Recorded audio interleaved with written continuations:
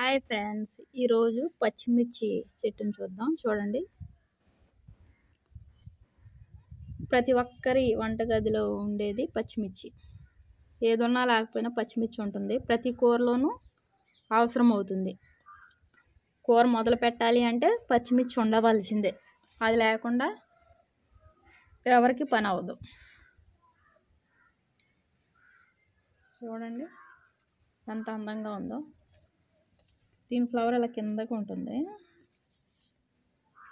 పచ్చిమిర్చి పిల్లల్ని కనిపించకుండా దాస్తుందంట.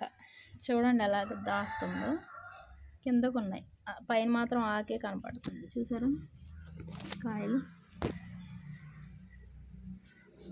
ఒక్క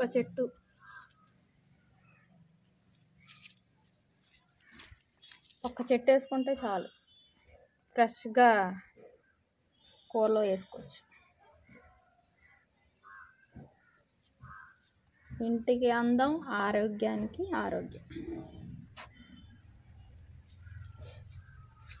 మా ఇంట్లో పచ్చిమిర్చి చెట్టు.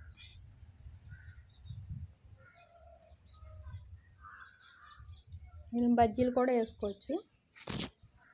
వాము, సాల్ట్, శనగపిండి కలిపేసి మధ్యలోకి చీల్చి చక్కగా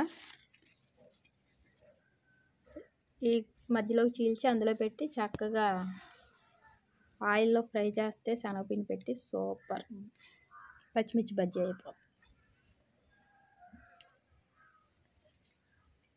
ఫ్రెండ్స్, ఎవరికి నచ్చింది ఈ పచ్చిమిర్చి ఈ చెట్టు?